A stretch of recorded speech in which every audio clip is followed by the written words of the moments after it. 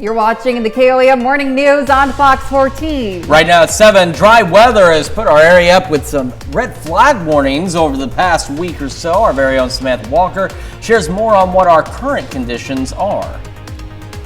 Also, a local Missouri landmark came to an end. We'll hear from some residents that were sad to see it go. And we've got a much cooler start out there thanks to that cold front. Unfortunately, didn't really bring us much in the way of rain. However, more rain is on the horizon. We'll take a quick look at that forecast to get you out the door coming up. The 4 states' most watched news starts now.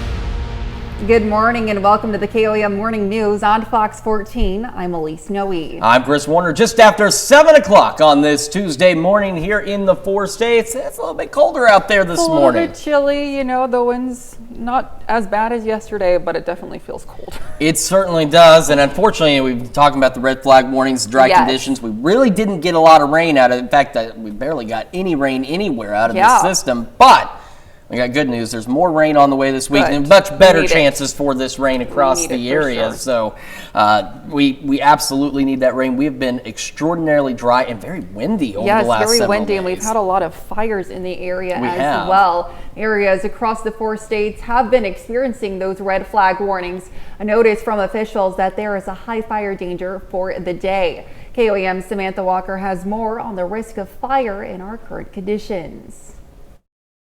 A fire in Neosho that has been burning since Thursday is one of the latest examples of the current risks of fires. The Reddings Mill Fire District says they reevaluate conditions each day to see if it is safe to attempt a controlled burn. We're basing it off criteria from the National Weather Service that is tied to fire index. They give ratings on what the weather's going to be, and that is deals with humidity, the dew point, and also the wind speeds for the day. Meteorologists say weather conditions can play a big role in how dangerous fires can be. The winds that we see, especially before rain events, like we get some pretty high wind gusts, that could blow a fire really easily. So if you have just a small one start, it's already like miles wide. Like it can cause some real issues. The threat of a fire spreading is one of the biggest concerns. So it doesn't take much to, for something to get out of hand, and then it becomes a very big problem. Even on days that might be considered safe to burn, officials say there are steps you can take to help avoid a disaster. Wet it all down, the area, not just what burnt, but the area around it as well. That will help slow the spread of it. Reporting for KOAM News, I'm Samantha Walker. Area fire departments recommend people call them before attempting a controlled burn to see if the conditions are safe. And again, it has been very dry across the area. The red flag warnings, the last ones we had were over this weekend, but we've still been very dry and we've still been very breezy. Yesterday, for example. Yes, but we're getting some rain. We are going to get some rain. Now, I know some of you folks out there, we were really hoping for some showers, maybe even a couple of thunderstorms with that cold front. Really didn't get much in our area. It was around us. It was off to our east, it was off to the south, and there was a gap right over the 4 states when that front rolled through. And we need it. Yeah, we do. Let's take a quick look outside. This is our camera on the Cornell Complex in downtown Joplin. Those clouds off to the east, those are from some showers and thunderstorms that tried to get going out there, but just really did not take off, unfortunately. MoDOT camera 32nd in range line, also looking pretty good, but again, we're also much cooler thanks to that front out there. So here's a look. We've got clouds that will continue to build in across the area. In between, we've got mostly clear skies, and those are those clouds that we're seeing on the Cornell camera out there off to the east and the southeast. We have had some showers and thunderstorms, again, down south, northwest Arkansas. In fact, you can see where at various points there were severe thunderstorm warnings with this complex as it rolled on to the east and continues to follow along I-40. The front straggling I-44, and so Rolla's just been seeing showers, thunderstorms develop, redevelop, slowly roll out of the area now as this front continues to push off to the south and east. And the temperature map, another great view of where that gradient is. The majority of the area, it's passed through. So we got a couple of upper 30s out there. The rest of us low 40s. But ahead of the front and right along, it's still some 50s out there. But those temperatures will fall back a bit as we go through the morning hours and that front rolls on through. So today we're dry. Tonight we're dry. Tomorrow we're dry. By tomorrow night, we have some changes on the way. For today, though, mostly cloudy skies. Those winds will pick up again out of the north, about 15 to 20 miles an hour. So not as much as yesterday, but still relatively breezy. And again, about 20 degrees cooler as we go mid-upper 50s for our highs. So as I've been mentioning, we do have some showers. We have some thunderstorms on the way as we head toward the end of this week. And we'll look at all that in the full forecast here in just a few more minutes. Elise? All right, thanks, Chris. Jasper County deputies search for 2 persons of interest in connection to a death investigation. On Saturday evening, Jasper County deputies responded to an address near 7th Street and State Line Avenue regarding an assault. Authorities transported the male victim, Seth Langford of Carl Junction, to a local hospital with severe injuries from an apparent stabbing. He later died from his injuries. Detectives are currently looking for these 2 individuals as persons of interest. Scott Burleson of Wyandotte, Oklahoma, and Paul Phillips of Seneca, Missouri. If you have any information on these men, please contact the Jasper County Sheriff's Department. On Friday, the Barton County Sheriff's Office received a call regarding the discovery of an adult male body dumped at the Prairie View Regional Waste Landfill in Lamar, Missouri. The victim's body, identified as Manuel Gomez from the Springfield area, was believed to have come in on a trash truck. Troopers say the Barton County Sheriff's Office reached out to them to take the lead in the investigation. Federal authorities charge a Joplin man with receiving and distributing child pornography. Authorities say 22-year-old Reagan Elijah Alexa Garcia, also known as Elijah Hicklin, was part of a group on the messaging app Kik that discussed and traded online images and videos of child porn. He is currently in federal custody, and he has a detention hearing scheduled for tomorrow. The Alliance of Southwest Missouri gets out their best hats and gets ready for an afternoon at the races fundraiser. This Kentucky Derby themed event will feature a live Kentucky Derby viewing, a Churchill Crowns hat bar, simulated horse races, themed drinks, a silent auction, and other Derby activities to benefit the Alliance. This event runs from 2 to 6 p.m. on Saturday, May 4th at the Sterling Event Center in Joplin. For ticket information and more information on the Alliance, head on over to our website, KOAMNewsNow.com. The city of Joplin announces times and locations for residents to drop off tree limbs and brush. Beginning next Friday, March 15th and Saturday, March 16th from 8:30 a.m. to 3 p.m. Joplin residents can stop by 1702 North Schifferdecker Avenue to drop off limbs. We have a full schedule of upcoming drop-off dates and sites for Joplin residents on our website, KOAMNewsNow.com. MoDOT wants to alert drivers in Joplin about upcoming road work. Beginning last night and running through Friday, drivers can expect to find crews installing guardrails in 2 locations on Hearns Boulevard between 44th Street and 50th Street in Joplin. These installations will be from 7 p.m. to 6 a.m. Drivers are urged to find alternate routes. A Liberal Missouri landmark came crashing down yesterday. Crews used a wrecking ball to tear down a grain elevator that's been there since 1950. We spoke with some residents about the demolition project. Many were sad to see it come down. Well, I think it's foolishness. Of course, I know nothing about it. I've watched it all my life, and it's been a fixture. Wasn't hurting anybody. I have a hard time believing there was no usefulness left in it, but what do I know? Officials with the Producers Cooperative Association says the building was demolished on the orders of the NSF Railroad. And those are our top stories this half hour. Coming up next, Charlene shares her healthy recipe for snickerdoodle cookies.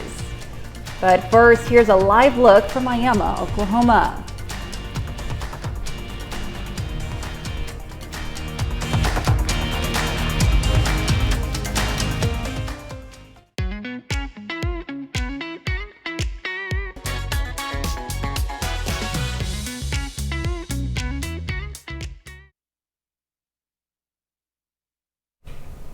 Well, for Women's History Month this March, look in your pocket for new quarters this year featuring Dr. Polly Murray, the trailblazer you might not know. Here to tell us more about her and why she's now featured on newly circulating U.S. quarters is celebrity historian Rafi Andonian. Rafi, thank you so much for being here today. Of course, celebrating Women's History Month with the new U.S. quarters. Yes, so can you tell me a little bit about Dr. Polly Murray and just who she is? I know that she's an incredible civil rights activist. That's right, A little bit more. And she's featured on the new quarters in 2024.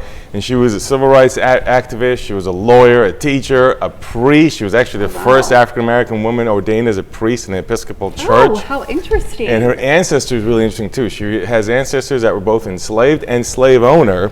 And she had to deal with a lot in her family. For example, her mother died of a cerebral hemorrhage. Her father was beaten to death with a baseball bat when he was in a mental hospital by the guard due to racism. And these kinds of things affected her. She went to undergrad and then applied to graduate school, and she got rejected at University of North Carolina because of her race, because she was African American.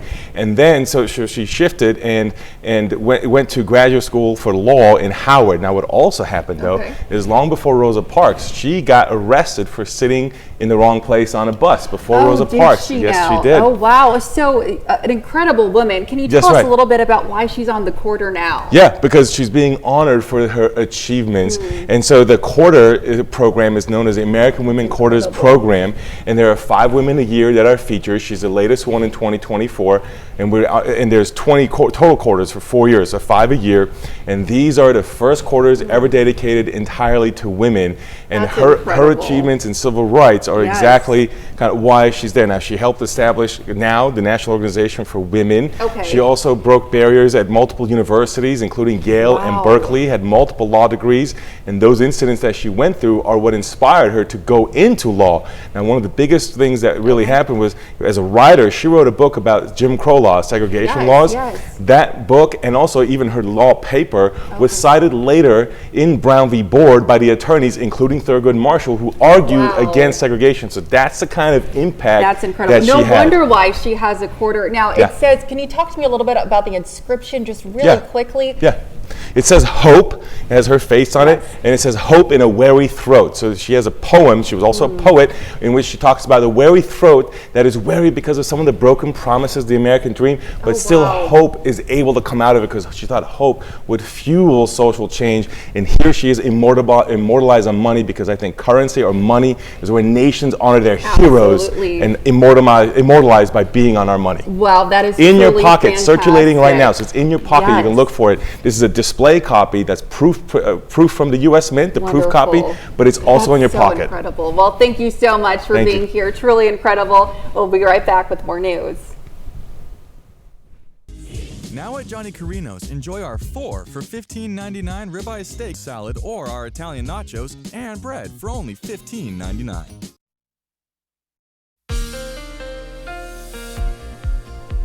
Welcome back to the KOAM Morning News. It is now 7:16, almost 7:17 on this Tuesday morning. This is a live look from our camera on the Cornell Complex, downtown Joplin. Clear skies over most of Joplin at this point, but due to some showers and some decaying thunderstorms out east, kind of blocking that sunrise, so a little bit of a dark start out there for us.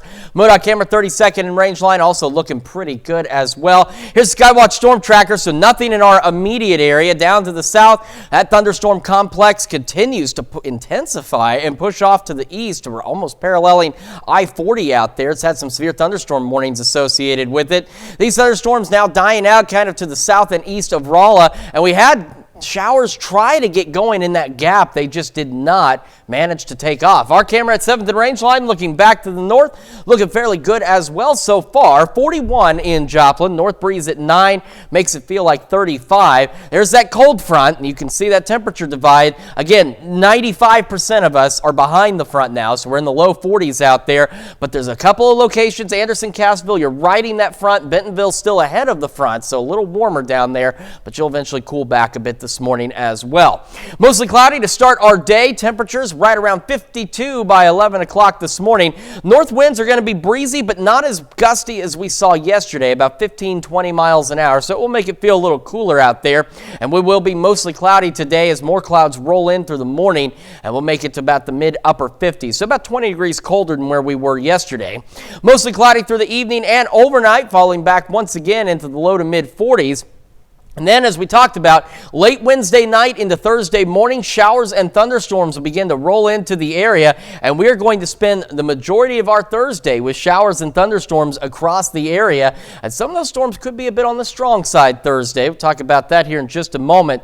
We'll have a few pauses here and there, and we'll have one more pause by about mid-morning Friday before we see additional showers and thunderstorms by the noon hour across the area, and these will last with us through most of our Friday as well across the region. So again, thunderstorms. So this little green area here, that's what's left of the front, but as you've noticed on the Skywatch Storm Tracker, it's just not really been able to fill in that gap.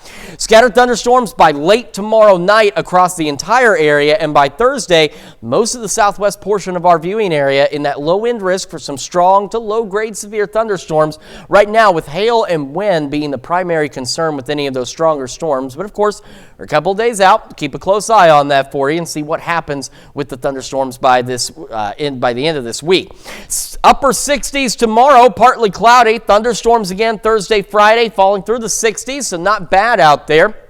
We're a little colder Saturday, kind of like today. We'll be in the 50s, but it's short-lived. We warm back up heading into next week into the 70s with some additional shower and thunderstorm chances next Wednesday and Thursday. Let's check your forecast. We're back with more right after this. This is prize money. He pointed a gun to me and said, "This is the day you die," and he shot me. 48 hours today at 9, right here on Fox 14.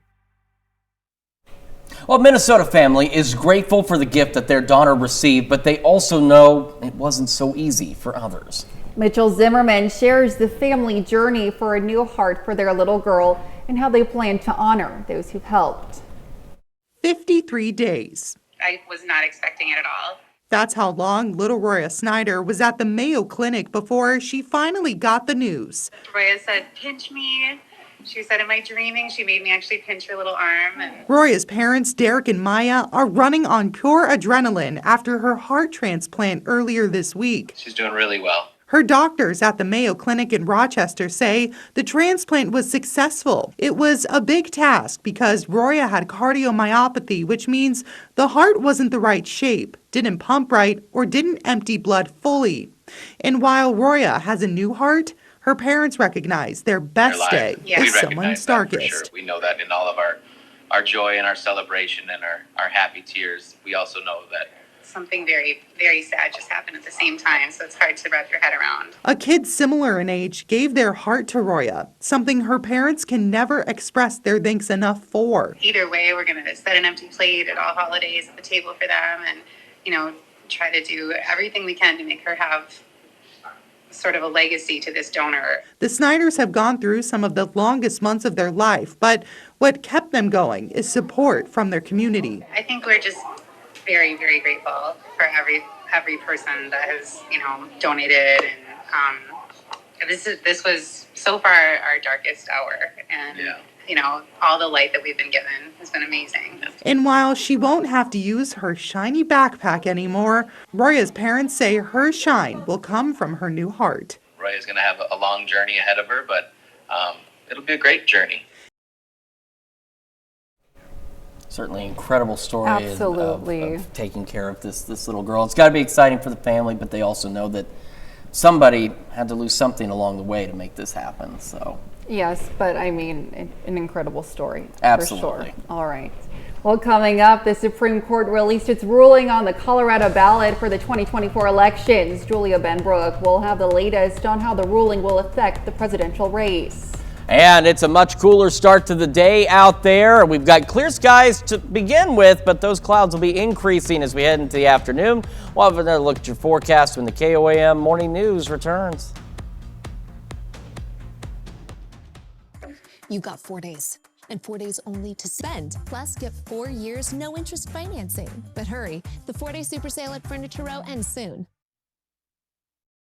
The 4 states' most watched news starts now. Welcome back to the KOAM Morning News on Fox 14. It's currently 7:28. I'm Elise Noe. Voters in Oklahoma are getting ready to cast their presidential primary votes for Super Tuesday. In this election year in Oklahoma, independent voters can only vote via the Democratic Party ballot. The Republican and Libertarian parties chose to keep their primaries closed, meaning independent registered voters cannot use a Republican or Libertarian ballot. All that we have on the ballot tomorrow is the presidential primary, so it'll be a fairly quick vote. We do have ballots for Republicans, Democrats, and Libertarians. And it is a closed primary, so you will need to vote your party. Those voting in the Oklahoma primaries can do so at their 13 polling sites between 7 a.m. and 7 p.m. And it's not just those in Oklahoma headed to the polls today. Voters in 14 other states will cast their ballots on Super Tuesday, with more than a third of the total delegates up for grabs. That means former President Donald Trump can lock up the GOP presidential nomination with a big night. Be sure to download the KOAM News app for all your election needs. You can also go to our website for election information at koamnewsnow.com/elections. The website will include resources for all of the 4 state areas, such as polling places, deadlines, dates, and you can even check out to see if you're registered to vote. Once again, that's koamnewsnow.com/elections. Well, the Pittsburgh Public School Board approved adding 2 new courses to their offerings yesterday. Those courses are financial literacy and earth and space science. Officials say those courses will fall under the new graduation requirements starting with the class of 2028. The financial literacy course will be offered to upperclassmen. Pittsburgh Area Chamber of Commerce wants your nominations for the 2024 Small Business and Educator of the Year Awards. Selections for small business are based on evidence of successful operation of a business as well as significant contributions to the community. Selections for educator are based on the teacher's ability to inspire students of all backgrounds and abilities to reach their full potential. If you have a small business or educator you'd like to nominate, head on over to our website. Of course, that's koamnewsnow.com. State Emergency Management and the National Weather Service will conduct a statewide severe weather tornado drill this Wednesday at 11 a.m. Joplin and Jasper County, Carthage, and Webb City plan to move their March monthly regional outdoor warning siren test to coincide with the statewide tornado drill. Every school, citizen, and business is encouraged to participate in the drill. And we've got a much cooler start out there for us today. No severe weather for us today either. MoDOT camera, 32nd in range line, looking pretty good. Trying to get a little sunlight out there. With that front passing through, we've had some showers and thunderstorms off to our east. It's kind of been blocking that sunlight. There's those thicker clouds out there around Monette, Cassville, and just south of Mount Vernon. The showers out there have died out, but we're getting the clouds off of this batch of thunderstorms that just continues across parts of northwestern Arkansas. And we're seeing the rest of this start to die out just to the south of I-44 off to our north and east. That frontal boundary continuing to slide off to the southeast. So now I'd say 96% of us, 97% of us behind that front. We're in the low to mid 40s. We still got some stragglers on the front, and Bentonville still just a pinch ahead of it. So we got a couple of 50-degree readings out there. For today, we're going to go mid-upper 50s out there. Mostly cloudy skies. So we're about 20 degrees cooler today than where we were yesterday. We're going to have those north winds blowing about 15 to 20 miles an hour. So not as gusty as yesterday, but still a relatively breezy day out there. We do have additional shower and thunderstorm chances this week. Unfortunately, we do have that possibility for some stronger storms later this week as well. And we'll take a look at all that in the full forecast here in just a few more minutes. Elise? All right, we'll check in with you soon. Well, it's the biggest day of the primary season for the 2024 election, and it comes with a major ruling from the Supreme Court. Former President Donald Trump will be allowed to stay on the Colorado ballot, a unanimous decision with nationwide implications, as more than a dozen states and 1 territory are set to vote today. Julia Benbrook is tracking all the latest developments for Super Tuesday. On the eve of Super Tuesday, the Supreme Court ruled that former President Donald Trump should remain on the ballot in Colorado. The decision follows months of debate over whether the Republican frontrunner violated the insurrectionist clause included in the 14th Amendment. It was a very important decision. We're very well crafted, and I think it will go a long way toward bringing our country together, which our country needs. The court was unanimous on the idea that Trump could not be unilaterally removed from the state's ballot, a massive win for the former president. The decision comes as his last major primary opponent, Nikki Haley, who vowed to stay in the race at least through Super Tuesday, faces a make-or-break moment. We do have a country to save. So this is where you get to work. We need to make sure we go out in force on Tuesday. Haley secured her first primary win this week in Washington, D.C., but some GOP strategists say Tuesday's race could be the final contest in her 2024 run. There's just no path forward for Nikki Haley. She's a former governor. She had foreign policy chops. She had all of the resume and the presentation that should have done well, but she didn't. More than 1/3 of the total delegates in both the Democratic and Republican presidential primaries are up for grabs on Tuesday. Reporting in Los Angeles, I'm Julia Benbrook. That's a look at our top news stories coming up this half hour on the KOAM Morning News. You're going to hear how one school district is using dogs to help with reading. And we are tracking thunderstorm chances for later in the week. We'll have another look at your forecast a little later. But first, taking a live look from Miami out inside the First Christian Church, one of the many polling places today for Super Tuesday. We'll be right back.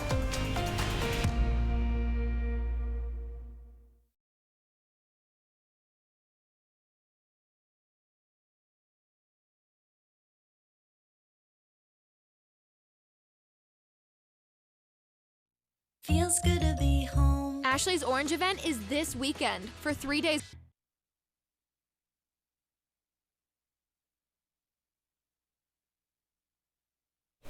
Welcome back to the KOAM Morning News. So Charlene is here with us this morning, and we've brought our friend Roger Drager, who actually farms right behind the station here. Yes, so we are very happy to have him actually step over just kind of right next door. That's right. And so Charlene, tell us a little bit about Roger and what's going on this month. Why is Roger here with us this morning? That's right, because we're with the Kansas Soybean Commission, and every month we have a theme. This month we have two themes. We have a National Bake and Take Month, which we're going to talk about with our cookies, but then we also have National Agriculture Month.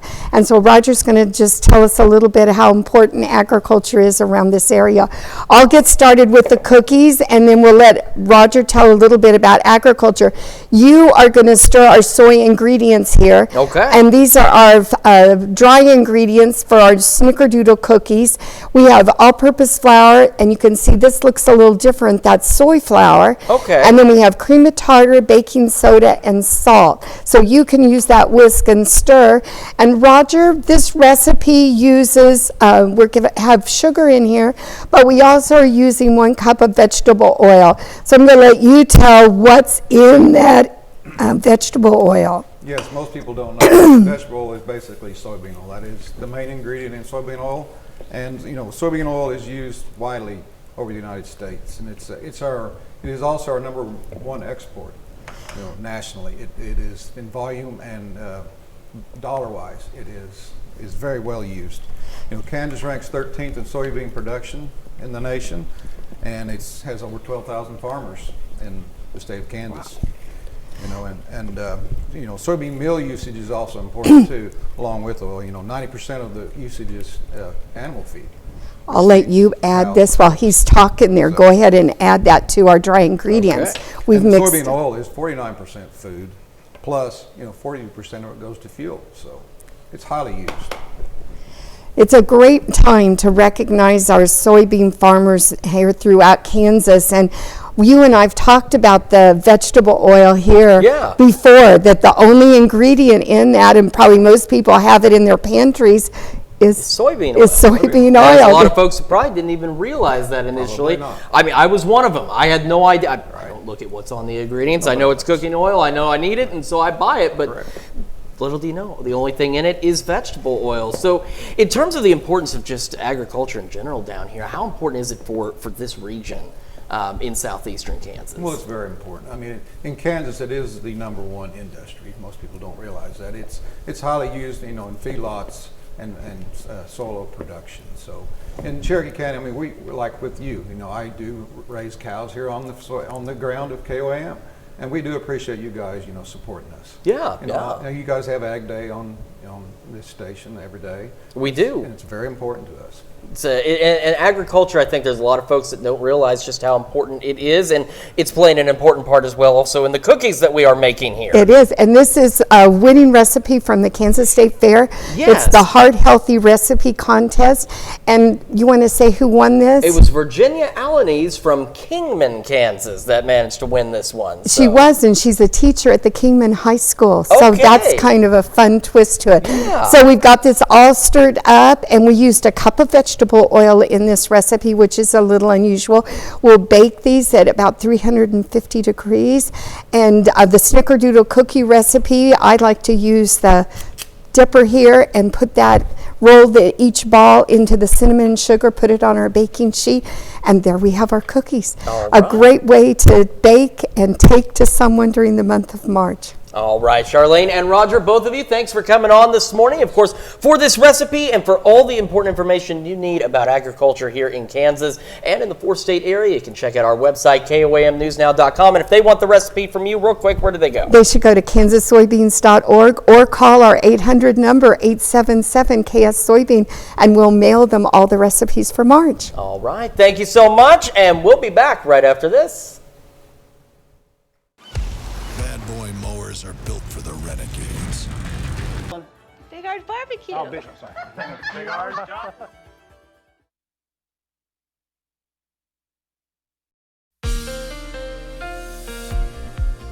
Welcome back to the KOAM Morning News, 7:43 now on this Tuesday morning. Live look from our camera on the Cornell Complex, downtown Joplin. Looking pretty good. Still got a bit of a breeze out there, a few clouds, but those clouds will begin to increase across the area.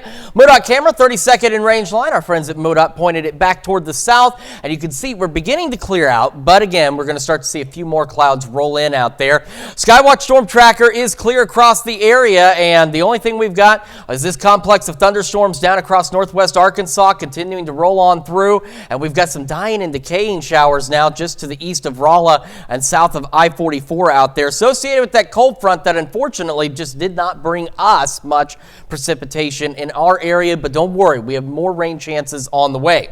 Our camera 7th in range line, there's a few of those clouds out there. It is 41, feels like 35 though. That north breeze at about 9 miles an hour, and there's that outline of that front as it continues to shift off to the southeast. So still warm in Bentonville, Cassville, Anderson right on the front, so low 50s. The rest of us are in the low 40s across the area.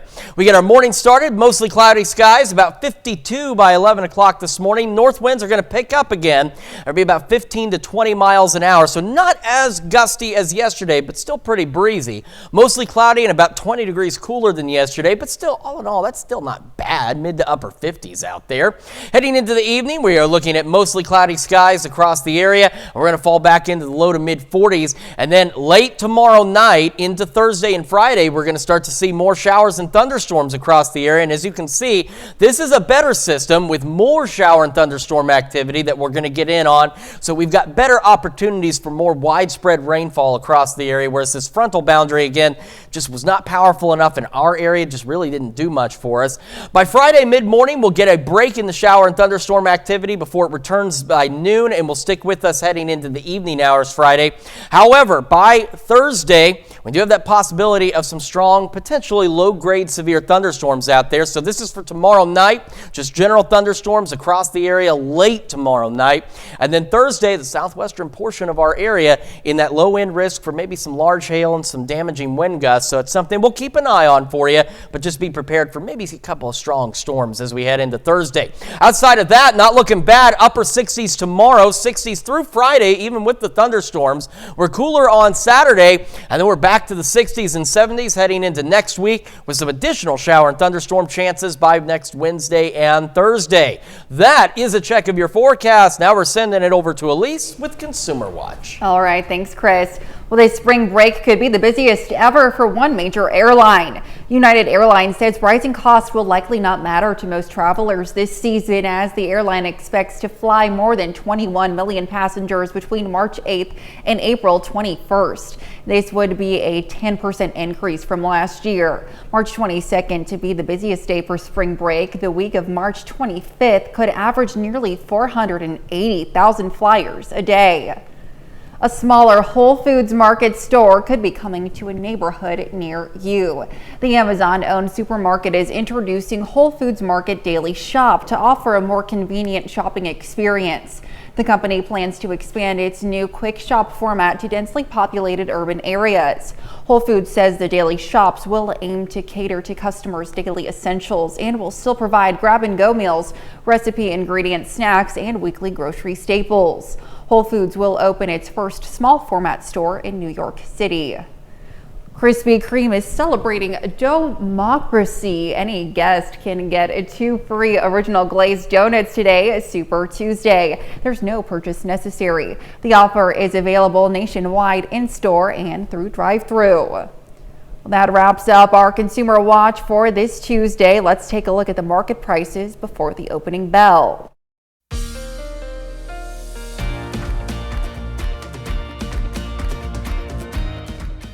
14. Well, students in Tennessee are getting help with the reading from some furry friends. The Reading Pause program brings dogs into the classroom. It allows students to feel more relaxed while learning to read and as they get ready for important exams. Brendan Tierney has the story. Well, good morning. Kim McIntyre brings smiles to students' faces the second he walks into their classroom with his black lab. This is Lucas. They visit Northfield Elementary every week as part of a special program. Who wants to go first, Nico or Harper? Helping students feel more comfortable and confident anytime they open a book. A clown. Third grader Nico says he normally feels scared reading alone or in a group. To see it with me. But talking to Jess Lucas eliminates any fears he's had about the TCAP reading exam. Because I just pictured my dog beside me. At Northfield, they've already seen better attendance and reading grades because of the program. There are many more requests than we're able to meet. So a new grant is helping train 13 more therapy dogs in Middle Tennessee. It's magic. Retired vet Donnie Hedrick says they're hoping to expand Reading Pause statewide this spring to help more students like Harper. Good night, hyena. The second grader kept petting Lucas as she read her book. It makes me feel good because I have something that's with me. Teachers are hoping the dogs will create lifelong readers, and it'll help them with more than just a test. One of the most impactful things that we can do for our kids and their futures. Everything revolves around reading, everything. Already teaching students like Nico a simple lesson. You don't have to be scared to read it and never give up. Ready to pass the TCAP and move on to 4th grade, thanks to help from his four-legged friends. A $12,000 grant will help train more dog teams around Nashville. The program is looking to expand to other cities. So very important to help with these kids, especially with school, with tests. I mean, I believe the Joplin Humane Society kind of has a similar program to that as well. And I went there one time and the kids just talked about how it really did help them. So it's great to see that other cities are adopting that as well. Absolutely. The power of animals. Absolutely. Well, we're going to take one more quick look at our thunderstorm chances for later this week. So I know this cold front really didn't do much for us other than make it colder out there. But by the end of by midweek, so late tomorrow night into Thursday morning, we're going to have showers and thunderstorms out there across the area. And just to recap, they are going to be with us through the majority of our Thursday. So as you see, this system's a bit more expansive. We've got much better rain chances with this system. Friday, about mid-morning, you see we get a bit of a gap in the activity. And then by noon, we see additional showers and thunderstorms out there. And they'll stick with us through Friday evening. As we head into Thursday, though, we do have that chance for some strong, potentially low-grade severe thunderstorms. So tomorrow night, this is for late night thunderstorms and then some stronger thunderstorms possible in that dark green area with hail and damaging wind gusts being the primary risks. And of course, we'll keep a close eye on that for you. We'll have one more look at your forecast and the news you need to know right after this. Welcome to Miss Daisy's, where style meets comfort. Step into a world of... Proud to salute Ted Jeffers, a four-state hero. Well, here's a check of today's top headlines, the news you need to know before you head out the door. Jasper County deputies search for 2 persons of interest in connection to a death investigation. Authorities transported the male victim, Seth Langford of Carl Junction, to a local hospital with severe injuries from an apparent stabbing. He later died from his injuries. Detectives are currently looking for Scott Burleson of Wyandotte, Oklahoma, and Paul Phillips of Seneca, Missouri. If you have any information on these men, please contact the Jasper County Sheriff's Department. The Pittsburgh Area Chamber of Commerce wants your nominations for the 2024 Small Business and Educator of the Year Awards. If you have a small business or educator you'd like to nominate, head over to our website, koamnewsnow.com. Voters in Oklahoma get ready to cast their presidential primary votes for Super Tuesday. This election year in Oklahoma, independent voters can only vote via the Democratic Party ballot. The Republican and Libertarian Party primaries closed, meaning only Republicans and Libertarians can vote on those ballots. Those voting in the Oklahoma primaries can do so at their 13 polling sites between 7 a.m. and 7 p.m. We've got a cooler day out there for us, mostly cloudy. North winds about 15 to 20 miles an hour, so not as breezy as yesterday, but still some gusty winds here and there. Mid to upper 50s, so we're also about 20 degrees cooler today than we were yesterday. Mostly cloudy through the evening and overnight, falling back into the low to mid 40s across the area. We'll be upper 60s tomorrow. Late night thunderstorms into Thursday and Friday. A couple of strong storms possible on Thursday as well. 60s through Friday, colder on Saturday, and then we warm back up 60s, 70s next week. More rain chances Wednesday and Thursday. Well, Coffee Mate and Dr. Pepper are collaborating on a new creamer flavor, Dirty Soda. While Coffee Mate makes creamers for coffee, this limited edition coconut lime creamer is intended to be poured into a Dr. Pepper to create a dirty soda at home. The decision for the flavor comes after the dirty soda trend took social media by storm back in 2022. But the drink itself has been a popular mocktail in Utah since the 2010s. The new creamer flavor will be available in grocery stores across the country starting this month for $3.29. That is certainly an interesting... Okay. I don't know how I feel about that. I don't know how I feel about the name. I don't know how I feel about the flavor combination, but maybe I'll try it. I could be surprised. People like all sorts of things. You never know. You never know. Who am I to judge? Right? Well, thank you all so much for letting us put the good in your morning. We'll be back with more news and weather at noon. From all of us here in the studio, have a great day.